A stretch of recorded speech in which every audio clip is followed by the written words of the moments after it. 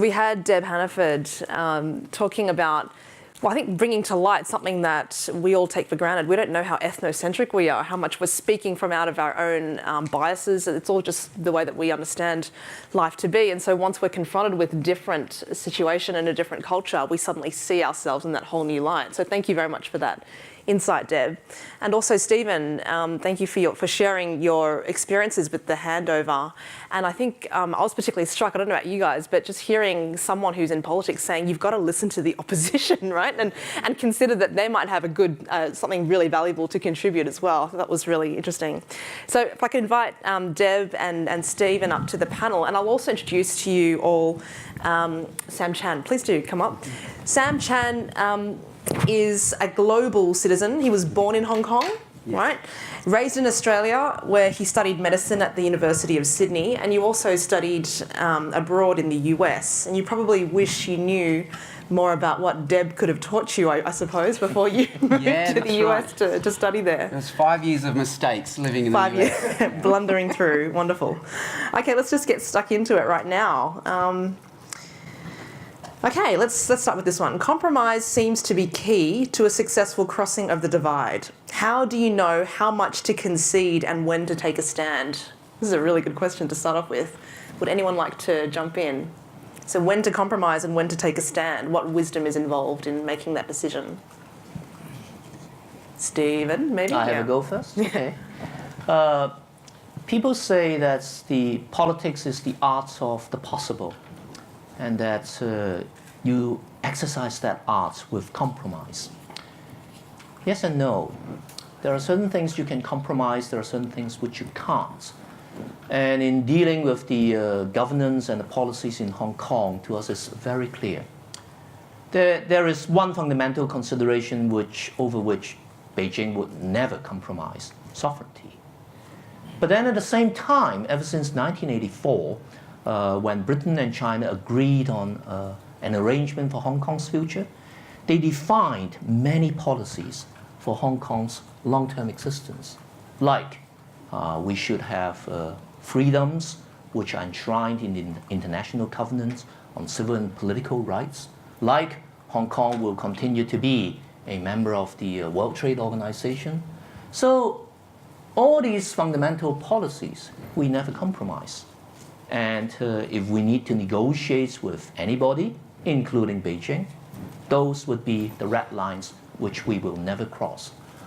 How we can package something to make it amenable to both sides, that's the lateral thinking we have to do from time to time. Deb, do you have any thoughts that you want to contribute? Yeah, I think just from an interpersonal perspective, and in everyday life, I think being aware of, because oftentimes we fear what is different, right? And so if we're aware of the fact that our fear system acts as a guardian, right, we can actually be able to recognize that and say, hold on, am I conceding because I'm afraid of something different? Or do I have something to contribute here? So, yeah, so just having a sense of that. A sense of yourself. Sense of self-awareness, yeah, and what you might be reacting to. Sam, do you have any thoughts you want to offer? Well, often what we think are conflicts are actually different cultural ways of looking at things. Exactly. So the same symbol can be interpreted two different ways. And once we realise that, we realise we have much more in common. We're actually after the same thing. I'll give you an example. I go to a Chinese church, and we have 3 congregations: Mandarin, Cantonese and English speaking, and that is a cultural war. Like, we don't understand each other. And we recently almost had a big church split over how to do the Lord's Supper. Like, could children take part in the Lord's Supper? Do you have to be baptised first? And suddenly we realised actually we're all after the same thing, authenticity. But for, say, the Chinese congregation, baptism was viewed as what was authentic belief, but in the English-speaking culture, where everyone is baptised without being a believer, in the Australian culture, we realise, well, baptism is no guarantee of authenticity. So once we realise we're actually after the same goal, authenticity, but our symbols actually represent different things, and we realise we actually have more in common than we realised. So trying to have that discussion is actually the hard part, perhaps. Yeah. Right. Okay, so here's another question. In the book To Kill a Mockingbird, Atticus Finch says, you never truly understand a man until you walk a mile in his shoes. I think you were subtly alluding to that. What advice do you have, Deb, to help us to make that emotional connection with a person from another culture? What advice do you have to help us walk a mile in their shoes? What a great question. So I think first of all is, can we listen? So often we listen with an intention to respond, not an intention to understand. And so I think to walk in another person's shoes, first of all, we have to know that we might feel uncomfortable, and so might they. Know that we might make mistakes. Know that we're going to need their help to understand. Please, can you help me understand? And listen to their stories. That's a very vulnerable position to put yourself in, and which is probably why it activates that fear response. So any tips for how to master that gut instinct? I do, actually. that fear response, it's like, if you get to know yourself, and some people are really good at this, and there's others of us that are challenged by it, know where it grips you in your body, right? Then understand that fear does function as a guardian for you, and take a moment and say, what it is, I feel anxious. Tell yourself that. Like, don't have to look crazy in front of people and talk to yourself, but tell yourself that, I feel anxious right now. And thank your fear system for being faithful to you, and just let it know it's okay. We've got this one. We're going to be okay. Can you ring Pauline Hanson's office and tell her that? That's your job now. We can try this, you know. We can give this a go. Yeah. Let's get courageous. Let's get brave. Thank you. We've got a great question here as well. We don't see things as they are. We see them as we are. So how can we discern truth? Or is that lost? Is there a truth that exists independently of our interpretations? This sounds like it's a theology question first up. Oh, okay, so that's a question of epistemology. And explain what that means, Sam. Come on. How do we Crazy know? brainy How do we Asian. know what we know? And how do we know what is true? How do we know what is real? How do we know what is valuable? And in epistemology, there are two schools of thought, but let me give you a third mediating position. So Goldilocks, not too hot, not too cold, just right. So there's what's called naive realism. There's external objective reality, but I am an objective observer. So I see things as they are. And if you don't see them the way I see them, you're wrong, I'm right. And then there's idealism. You know, there is no objective reality. Everything's subjective. So you have your truth, I have my truth. But in the middle is a position called critical realism, where there is external objective reality, but we only have subjective perceptions. But that doesn't mean we're lost in agnosticism. That just means we need more perceptions to get closer to the truth. So we don't need absolute certainty. We just need to have approximate, adequate certainty. So the example I give is, let's say there's a tree outside. That's an objective reality. You might paint it with crayons. I might take a photo of it. You might paint it with a watercolour. So all three are different subjective perceptions of the same objective reality, and we get closer to the truth because we have multiple perceptions of it. And so with all these different cultures, that doesn't mean we're left in agnosticism. So is it East, is it West, is it Aristotle, is it Confucius? It just means we have multiple perceptions of the same reality, and we can hear each other, learn from each other, we can actually get closer to the truth than before. So rather than saying I have the truth and you don't, it's kind of like you tell me how you see the truth and I'll tell you how I see the truth, and hopefully we can muddle along together. So I remember when I was an international student in America, they orientated us by giving a little orientation lecture, and my orientator was a guy called Paul Hibbert, who has a PhD in anthropology. Yes. And he said, you're going to go through three phases when you go to a new culture. In the first phase, you're going to be even more fiercely patriotic about your original culture, like Australia's the best, America's wrong, their food's hopeless, their sport's hopeless, why can't they do things the way we do in Australia? But then you're going to go through a second phase where they go, you know, they've got a lot of things we can learn from. And then you go through a third phase where you equilibrate, and now you become a bicultural person or a third culture person, equally at home, equally not at home in both cultures, but a person of a third culture. And as we were saying before, you've got to walk in the other person's shoes, but you actually have to live in their community to go through all three phases. We have a question in relation to third culture kids. What advice do you have for so-called third culture kids in helping them to adjust to their new culture and to readjust to their passport culture? Deb? I think you just have to go through the process.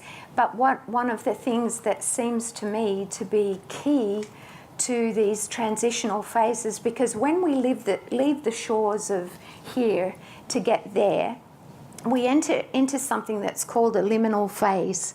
It's from the Latin word limens, which is the opening of a door, a stage between one season of life and the next. And by necessity, crossing cultures does that. And so liminal phases can be transformative as well as chaotic. I think it's about finding faithful, safe spaces to hold this discomfort that people feel.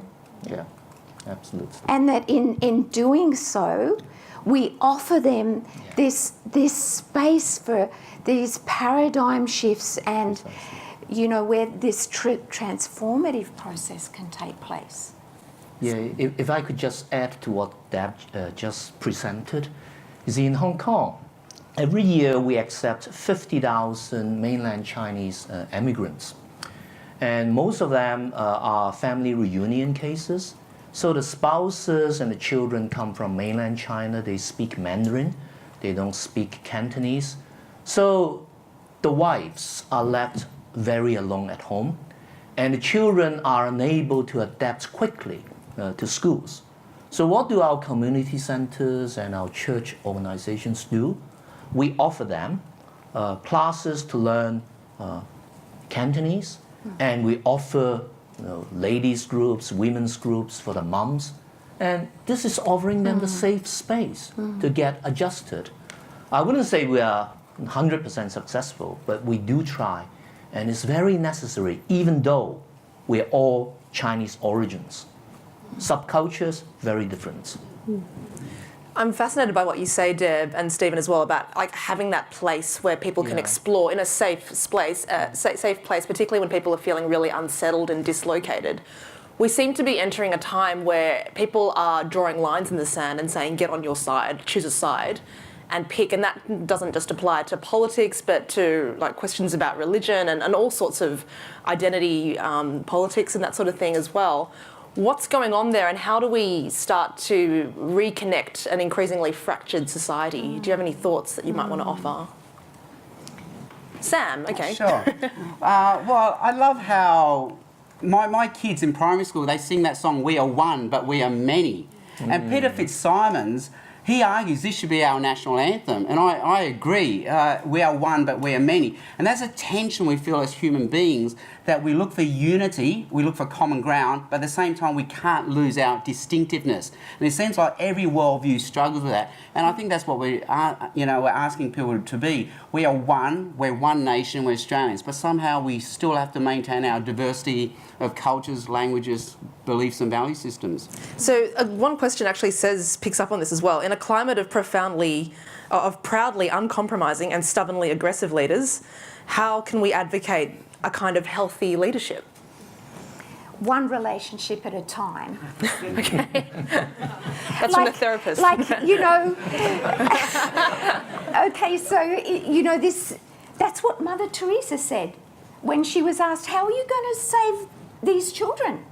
And she said, one child at a time. Yeah, okay. That's a really not a satisfactory answer, I get that. But Mother Teresa said it, so, I'm convinced. But here's the thing, relationship, within relationship, is where new neural pathways and circuitries are laid down, where fears that we have about the other who is different, that we can have new corrective experiences that actually create a holding environment for people to experience grace, for people to experience being accepted and listened to and cared about. And so maybe we, as Australians do, maybe we have to be organic and come from the ground up. Yeah, okay. So there you go. There's something to take away from tonight. This is your job. Stephen, do you have any thoughts about how we can advocate a kind of healthy leadership when a lot of our leaders seem to be uncompromising and aggressive?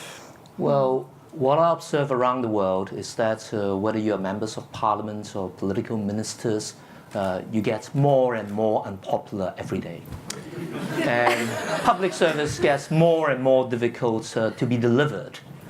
There are many reasons for this, just one of which is embedded in the question, is that in modern life we have many single issue lobby groups. Now what's with social media mushrooming, single issue lobbying groups are extremely formidable. And I think political leaders will have to bear this in mind very clearly, that yes, we can, as leaders of a country or of a community, do the best we can to meet the demands of individual lobby groups. But before you do that, before you enter governments, before you form your cabinet, make sure you have a viable coalition. And a viable coalition is not just a matter of votes, it's a matter of policies and legislation. Collectively together, these measures will do the country good. And I think it is very dangerous if leaders only care about the survival of their own coalition or the formation of the new cabinets and get himself or herself into power. That's cart before the horse. There are some leaders internationally who have been very successful in putting together coalitions, like Angela Merkel. For 3 times in a row, I think she has been able to form a coalition between the CDU and the SPD. I don't know too much about German politics, but I noticed that she has tried to put together coalitions which are in the interest of the country, of the community that they're supposed to serve. That's important to bear in mind. I don't know about you, but I kind of felt that Stephen was prophesying about our own kind of political climate, leaders looking out for their own selves. No, I dare not. Yeah. I'm a visitor, and I've been trained to be diplomatic. Don't comment on local politics. I only cited Germany, okay? And in Germany next week you'll be talking about Australia. Nice. Stephen, one person has asked, would God be answering your prayers if things went the other way? Well, you know what prayer is like? Prayer is like my granddaughter asking grandma, please can I have 3 ice creams tonight? And then grandma will say, you've been a good girl, so you can have 1 ice cream tonight. Too much ice cream is not necessarily good for you. And I think as a Christian, this is how I pray. And I pray for Hong Kong, I pray for my family, I pray for myself. And of course, I have an idea of what might be good for Hong Kong, for the family, for myself. But I don't get fixated in the same way as I do not want Isabel to be fixated on 3 ice creams and does not accept 1. That's how it works. There is toing and froing. Is like having a telephone call or doing a WhatsApp with God. We do get responses as far as my own experience is concerned, but there you have it. Okay, another question. Do you have any tips for an immigrant who settles in Australia but does not feel at home in Australia, nor feels like someone from the home country? Where do we fit? So if you no longer are from your old country but you don't feel at home here, so it's like almost like that third culture kid. Any tips for someone in that position? Sam? Well, to understand that this is very normal, very natural, so it is what it is. So don't. It's like a rip. Don't fight it. Embrace it. Just let it take you. You are third Succumb culture. to your You're fate, equally yeah. at home, equally not at home. And most of us here are third culture or fourth or fifth culture.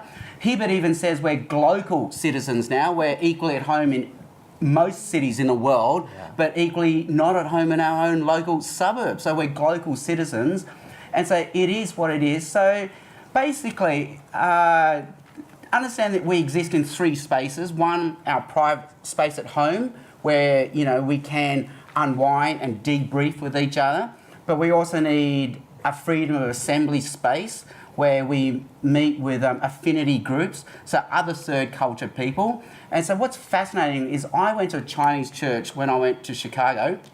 My other Australian Asian friends, when they went to Canada, also went to a Chinese church, even though they're not Chinese, they're not Canadian, but because they're meeting with other third culture people. So peer-to-peer safe spaces are very important. So peer-to-peer, not hierarchical, but peer-to-peer.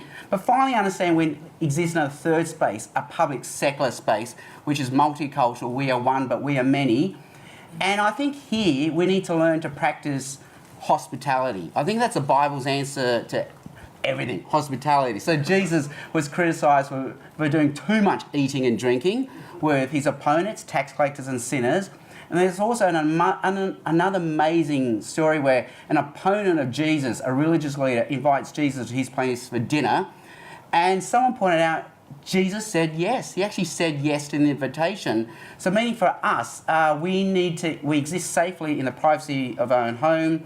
We exist safely in our affinity groups, but we need to stretch ourselves in hospitality, have people of the other come into our private safe spaces and also go to their private safe spaces. But does that leave people, like, does the host nation, therefore, is there an onus on the host nation to change as well? Like, so it's not just the new arrival to the home, I suppose.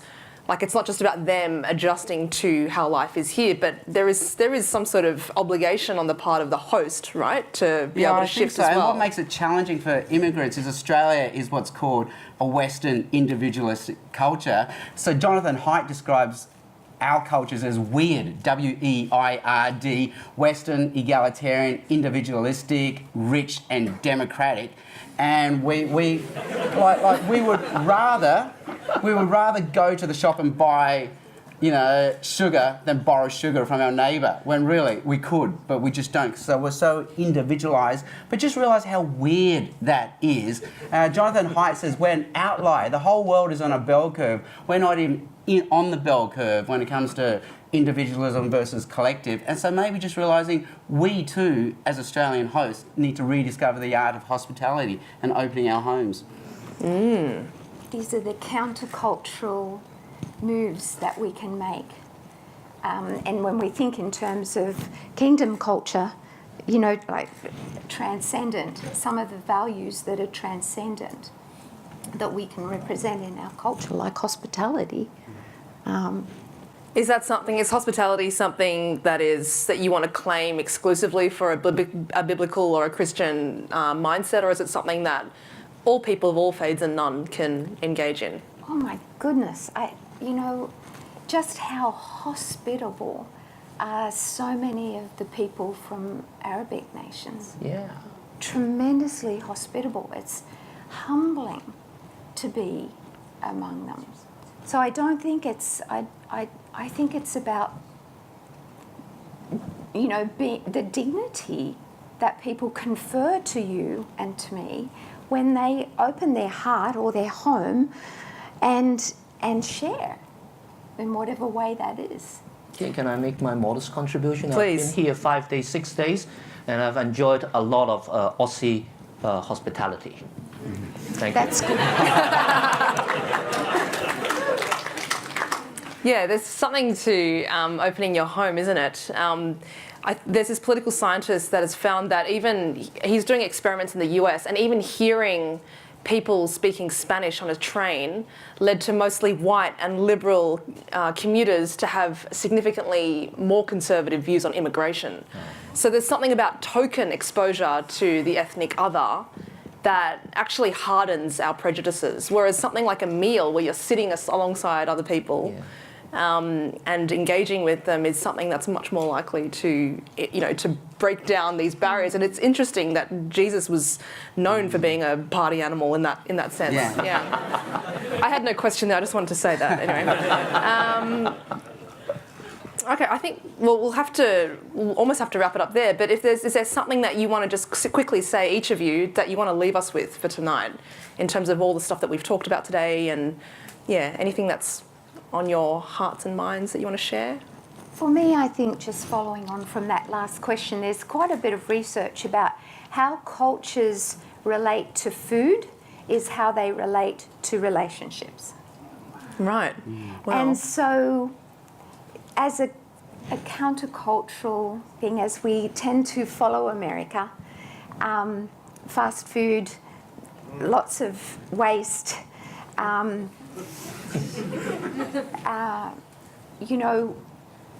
how might we redeem something connected to hospitality that's also connected to the way that we might share food? Yeah, thank you.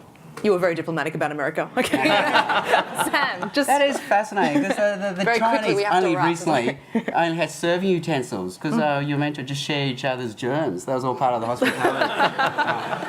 Okay, well, very quickly, I've been asked to put the theologian hat on. So culture exists because God is one and many as well. One God but three persons.